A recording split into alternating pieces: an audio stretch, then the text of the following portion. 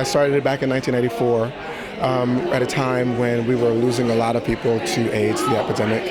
And, Broadway Cares, Equity Fights AIDS, Actors Fund, all these things were taking care of the needs of the people who were ill and making sure that nobody would ever have to want for, medical needs or you have their bills paid or someone to take care of them. But there was really nothing for the actors and the people who were left.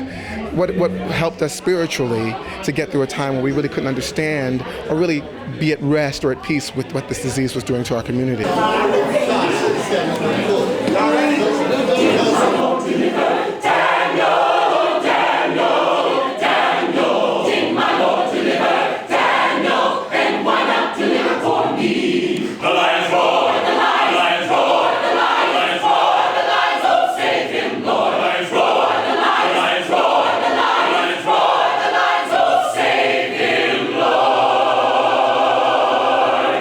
It's wonderful how a lot of times you get a little sidetracked with everything that you got going on, and it's like, oh, this is another rehearsal and this is another thing, but then he brings it back to, just Tuesday he reminded us once again, and I've been in the choir for many years, as I said before, but and so have several other people, but he reminded us once again about why he started the choir, because he had lost a special friend, first time that anyone he knew had ever passed away from AIDS, and because of course he grew up with gospel music and grew up in the church, it was something that he wanted to give to the Broadway community.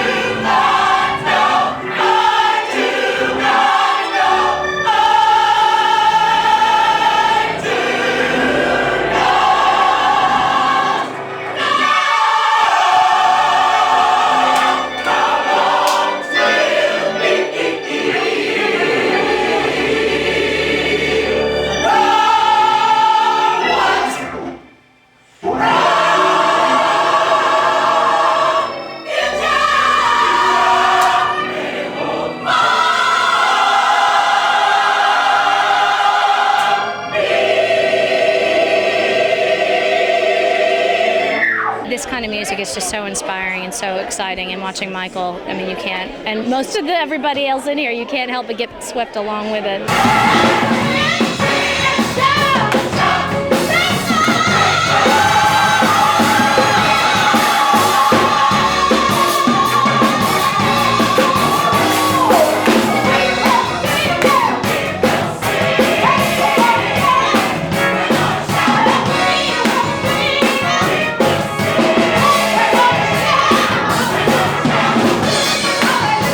Regardless of your ideas about God or Jesus Christ or the Bible and all of that, it all is about the music, about the commitment to it. Regardless of whether you can even hear the words or not, people are still that committed that you can't help but be moved.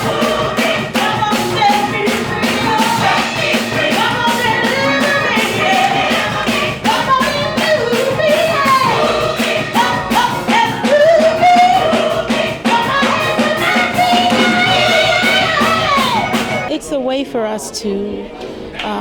let go and let loose of all the things that we hold on to really share and experience just a oneness with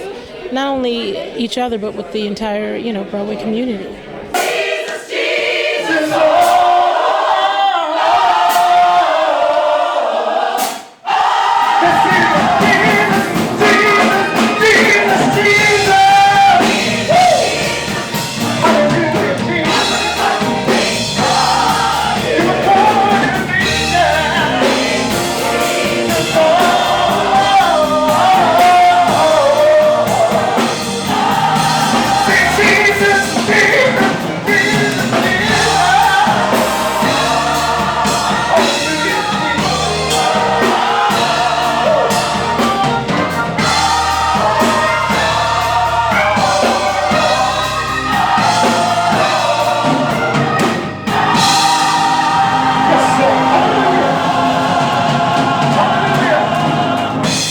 those of us, especially who don't get a chance to go to church a lot and who have a spiritual side, I think this really nurtures our spiritual side. And